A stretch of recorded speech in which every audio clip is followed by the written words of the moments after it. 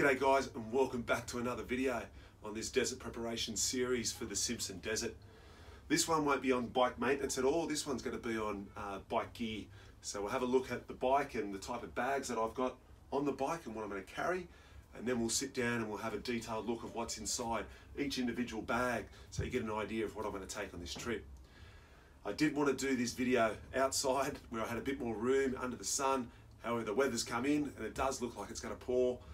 So we've come back inside into the little garage and yeah, we'll make it work. So yeah, let's have a look at the bike.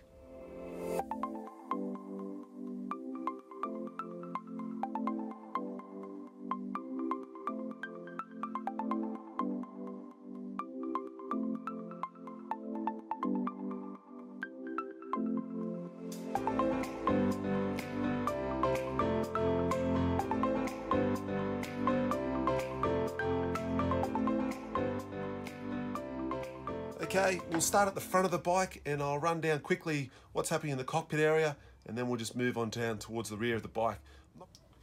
So up front I have a RAM mount that's going to hold my primary navigation device. It has a charger, USB direct charger to the battery in there. There is also some heated grips on the other side down in there, which is a bit of a luxury. I have a tyre pressure monitoring system. I think that is Cyclops. Really nice little device to have. But not needed if you don't want to spend the cash. In the dark down inside here is another charging capability, being a USB on the left and the old cigarette lighter on the right, that both 12 volt. And you can see also on the handlebars I've got a series of RAM ball mounts where I can move cameras into different positions. Yeah, and then obviously the double take RAM mirrors. Then we move to the tank bag. This is the Giant Loop Fandango, maybe, I'm not exactly sure. Really nice tank bag. The zips on and off real easy and quick. Been on a couple of big adventures already for me, and it's doing me really well. So it has that nice little position where you can bring cords out of the front there, so you can charge through that point there. So that's going to hold all my camera gear and other little bits and pieces, and we'll go through that later. So now having a look at the rear of the bike, I run the two Wolfman soft panniers, both left and right. I think, don't quote me, they might be the Expedition. I'll have a look inside to get a exact model name for you. So yeah, these are a great bag, quite durable. I noticed on the Googs track, however, a lot of the straps, you can see there, broke off because of all the bushes and the narrowness of the track. Yeah, no biggie. However, those plastic straps didn't last too long. But yeah, that's what I'm going to run. Good bag. You can see all the scratch marks from the last trip, from all the trees and the bushes that were quite close to the track. So yep, both left and right are obviously the same. On the back of both panniers, I have another Wolfman water carrier or fuel carrier, whatever you want to call it. This one's going to carry water for me at this stage. So just got a litre metal canister in there. That's yeah, really handy. You can strap them down pretty tight. Okay, so what's on top of the bike on the rear? Well, I have these Krieger dry bags, or Krieger bags, whatever you want to call them. This is a 30 litre bag strapped in on the bottom, and the top one is a 10 litre. You can see it there, US 10. So really good bags, a little bit on the pricey side of things. However, they're such a really quality made bag. There's good fixing points. They're very modular, that you can strap smaller ones back on top and build up a series of bags if you want from there. So that's what I'm going to run. All right, let's get down and have a look what's inside each bag. Okay, the first one we'll look inside will be the Giant Loop tank bag. It's pretty easy to get off. Two zippers, one on either side, and that's it. The bag is off. Let's see what we've got. So, as I said, most of the camera gear and electrical gear is going to be in here. So the first thing, I've got a tripod for filming on the top. I have another selfie stick for filming. Two GoPro cameras in here. One will be on the bike and positioned around the bike. The other one will be on the helmet, predominantly on the helmet, doing most of the charging. An iPhone holder for the tripods. Microfiber cloth for cleaning the cameras and or my visor and helmet. Sunglasses, anything that maybe need that. pair of sunnies. I have a charging capability here. I think it's, what is it, 5,000 milliamps, so not a lot, but it just gives me another option of charging something at night. Also, I can charge this during the day, being through the sun or on USB. So nothing, not too bad. I want to get another one of those, or something better with a bit more battery life. Got a Sony Handycam for the filming again. A box here which is full of all my electrical cables. You can see I've got a cigarette lighter style USB charger, yeah, iPhone chargers, micro USB chargers, yeah, a lot of spare SD cards, micro SD cards. That's that. What else we got? My Garmin InReach headlamp. Here's all my GoPro charging capability, spare batteries, cables for the GoPros. A roll of electrical tape, pair of clear safety glasses, which I intend on wearing if we do get stuck riding at night. My helmet and my goggles are going to have tinted visors on them, so therefore quite difficult at night, so I just take a pair of those if we do go. We don't plan on riding at night, but that's just in case.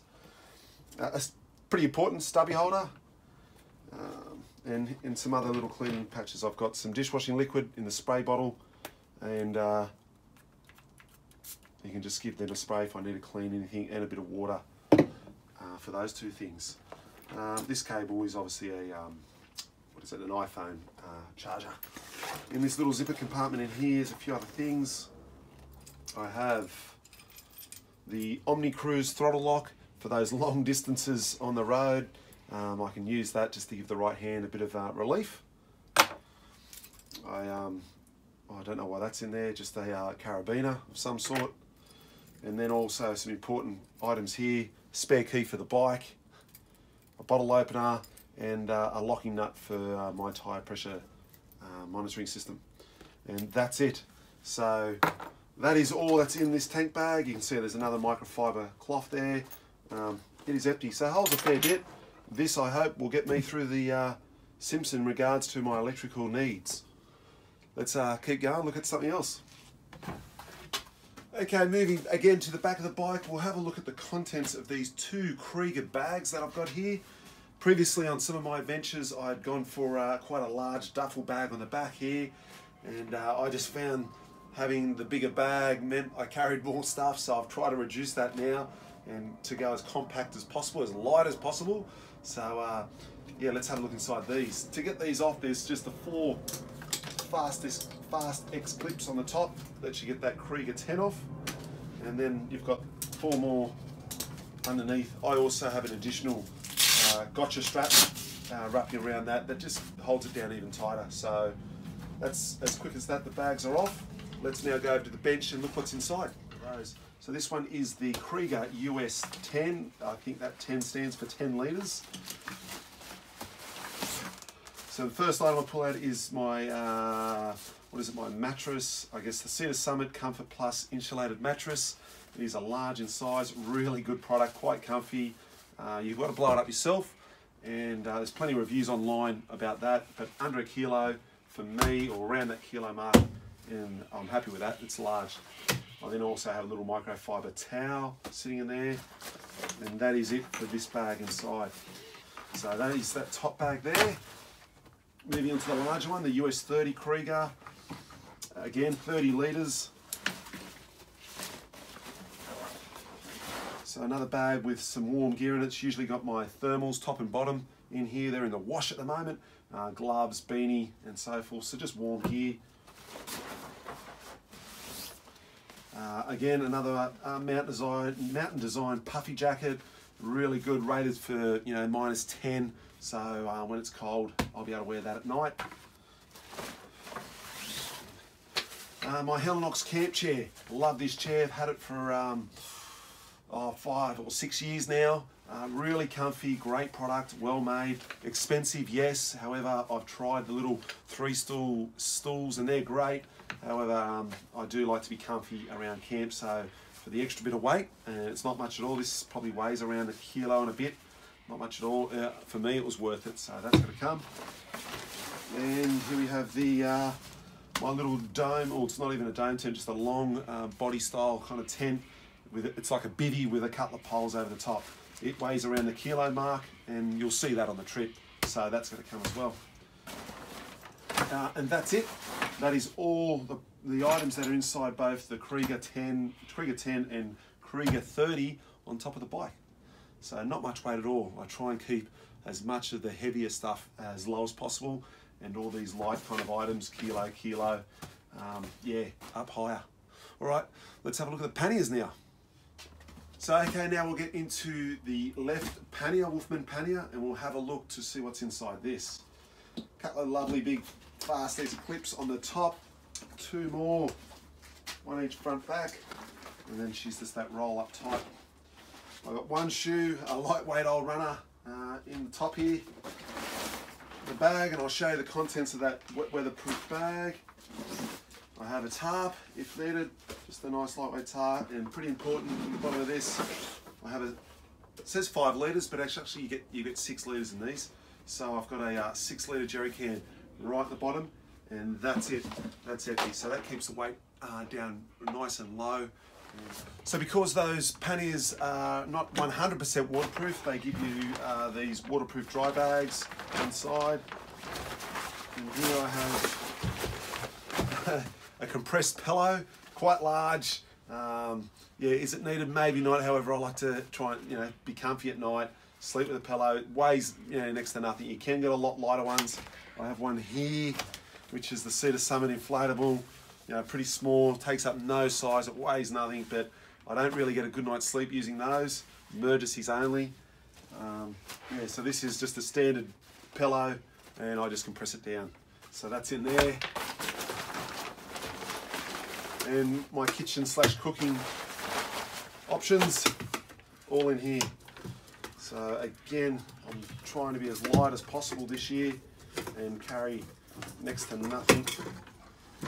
So I've got a bit of paper towel there, I've got 1 light spoon, and inside here I've got 1 gas canister and 1 little cooking stove. And that's it, and the 1 saucer. And you can see she's had a bit of a rough trot, knocked around. And that's it in regards to kitchen. So this will serve my meals. This will serve as my bowl cooking. I'll cook in here, I'll eat out of here. And then also, if I want a hot chocolate or a cup of soup or something, it'll be in here, and I'll drink from here. So there is no cup, there is nothing else needed for this. If I need to clean it out, remembering my tank bag, I did have some dishwashing liquid in there, a couple of quick squirts, and I can clean away. So that is it in the left pannier. Let's have a look at the right. Now we're looking at the left pannier. Again, the 2 big large fast 6 clips. Roll her open. The other shoe for the matching pair from the other side. Take that out. So again, another dry bag. And on the other side of this is the other jerry, 6 litres in the other tank, so that's 12 in the panniers all up. What's inside the dry bag? I have my sleeping bag in here, quite a bulky and large item. It's a very large sleeping bag. Again, I'm 6'4", so I need a big sleeping bag. It's compressed as much as possible. That will be in there.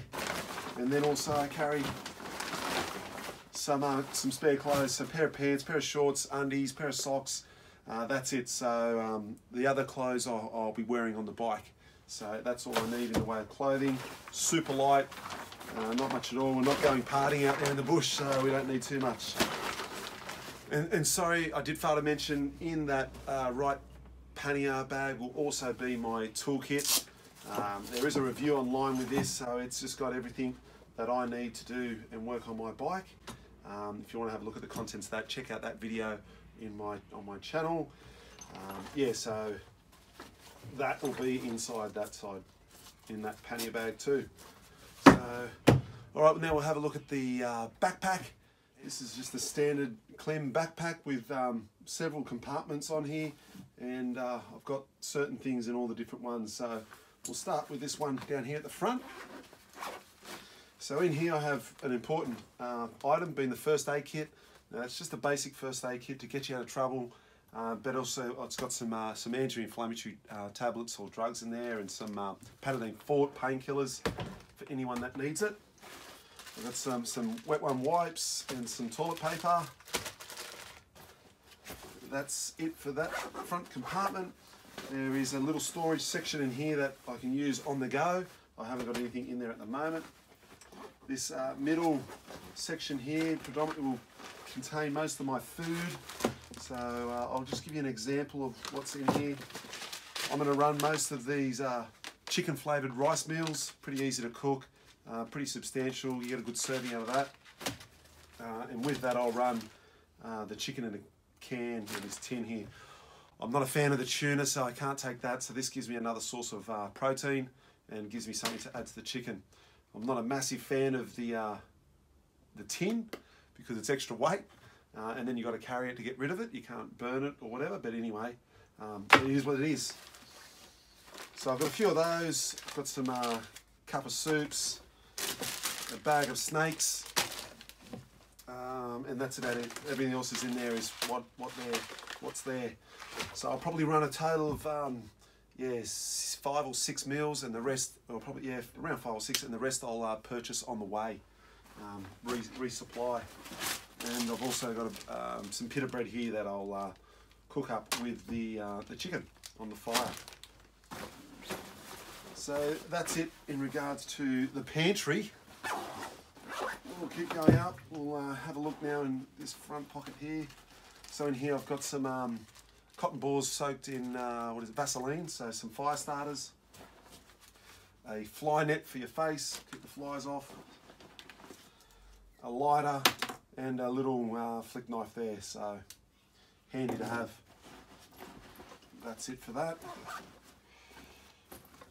Into this main compartment in here. This one hasn't got much in here right now, but this compartment will be for additional water, and anything else that I need to carry whilst I'm out there. So at the moment it's got my fuel bladder in here.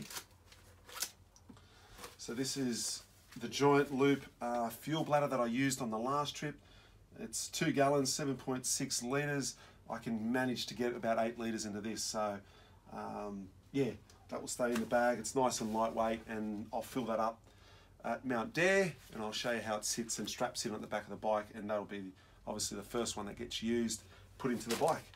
So there's that, and yeah, quite a large compartment. Yeah, I can put maybe 4 litres of water in here, and if I was to carry any additional fuel, I could put it in there as well. Not a huge fan of carrying fuel on my back, but for that quick ride of 70k from Mount Dare to Dalhousie, you can have a bit in there and then dump it into the bike as quick as possible. There's the the hydration section at the back. It's got the bladder, which is 3 litres, and I'll carry another bladder as a backup and fill that up, so and have it in the bike. I don't mind having like water in different compartments, so if something was to go wrong, I'm not losing all my water in one hit. If I've got a leak in one bladder, I'm only going to lose the 3 litres as opposed to losing it all, or whatever you're carrying. So that is it. In total, I have about the 2 6-litre bladders there, the 2 1-litre bladders. So there's 8 litres I'm going to have with me pretty much all the time. And then at Mount Dare, I'll buy some additional water, and I'll try and get up to around about that 13 14 litres to go across the Simpson, and have around 40 litres of fuel. So that is the backpack. Yeah, there's nothing more in there. I'll now show you some of my spares that I'm going to take. So some of the spares that I'm going to take on this trip are in here, and you would have seen also the bag that's under the seat. I'm not going to get it out now, and that has a spare tyre, some spare bolts, it's got my little mini pump, and some cable ties, some spare fuel line, and other bits and pieces. So I'll give you a quick look at that in here, this little video, and you'll see that. But for this one, and I'll probably store this and that possibly in that the Krieger 10. There's a bit of space still in here, and I reckon a bit of rearranging, I'll get it in. So what's in here? Okay, so the first thing is there's spare levers, being brake and clutch, gear lever, so foot brakes, some more bolts. I've got some fuses in this bike, I've got some araldite in there, and then also I have a fuel pump for my 690 in here. So that is it in regards to those spares. I then also carry extra gotcha straps that help strap down this fuel bladder, and if any of those break, I then can replace them with that. So they're nice and light. That is pretty much it in regards to what I'm taking on this trip. So that's it. Pretty much everything you see here in front of me on the bench is all that I'm taking on this trip. So not a lot of gear. I'm trying to go as light as possible.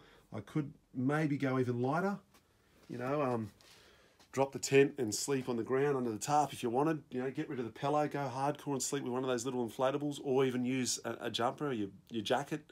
People do that. So for me, that's it, as light as possible. I like it. Let's now have a look at my bike gear that I'm going to take. So this is the helmet I'm going to wear on this trip, an Arai XD4 I think it's called. So it might be Arai's top of the line adventure helmet. There's plenty of helmets out there. By all means, this might not be the best one out there, but it's still a decent helmet and I enjoy it, does my job. It's set up for me with the center S20 on the side so I can listen to music, nav, also talk to NERB and anyone else that's running a compatible headset, which is good. It's got my chin mount on the front here with the GoPro, with the microphone attachment, which now runs inside, so therefore I can have some commentary whilst riding. Running the tinted visor on this one, and also a pair of goggles. Don't plan on riding at night, and you saw earlier if we do ride at night, I've got those glasses to protect the eyes anyway. So yeah, this is the helmet. Let's have a look now at the bike gear. Okay, I've got some bike gear laid out behind me, and I'll talk to you about what I'm going to take. So only taking one pair of gloves, standard pair of off-road motorcycle gloves. If it gets really cold in the morning, I do have the heated grips to turn on, so that'll do the job. I have myself a neck warmer for those cold mornings when you were riding. Yeah, you can put that on and pull it down when you start to warm up. Down on the lower there, just a standard pair of adventure pants. These are over the boot style, and yeah, nice and loose fitting, so they're going to be perfect, nice and comfy. They will come. Compete with the boots, city pair of Crossfires. Love these boots. They can do motocross, enduro, adventure riding. You can walk in them. Yeah, very comfortable pair of boot for me. I think they're fantastic. For this, I'm going to run some body armour for this trip, purely because I do like the protection, yeah, and it runs well with this jacket. I've got my other jacket over here which has the protection built in. However, it's a bit more heavy duty, a little bit heavier, and if it gets extremely hot out there across the Simpson, I want to be able to take layers off. If I take this off, because it's such a big bag, it's very hard to stow on the bike. Whereas I can keep the body armour on, take this jacket off. This jacket rolls up to be really small. I can stuff it down in the backpack or strap it to the bike somewhere, and I'm nice and cool whilst I'm riding. So that's pretty much it. Oh, and also a jersey. I'll have a jersey on over the armour. So yeah, whilst I'm riding, get really hot, jacket comes off, still got this on. If it gets even hotter again, I can drop the jersey and just ride with the armour. So it works for me. That's what I did last time. Yeah, that's it. So that's what I'm wearing across the Simpson. So okay, what's our planned route for this trip? Well, I'm on the east coast of Australia over in Sydney here, and the other four blokes, they're all in Melbourne down the southern end of Australia. So I'm going to load my bike up in the car, in the old ute, and make my way down there where I'll marry up with the boys, and then we'll start the trip proper then all together. So we'll just head in that northwest direction up into the South Australian state, staying in the vicinity of Renmark or somewhere around nearabouts in that point there, and then we'll still continue on that north-west direction up towards Maree and the start of the Oodnadatta track, which is up here. Once we get onto the Oodnadatta track, we will make a little detour out to Lake Eyre, At the moment, it's all full of water, which is a special moment. It doesn't happen very often in Australia. So all those earlier downpours and that flooding of rain up here earlier this year has now made its way down, and it's filling up Lake Eyre. So we will camp out there the night. It's going to be a pretty special night to see Lake Eyre. I don't know if it's full, but definitely with plenty of water in it, which was great.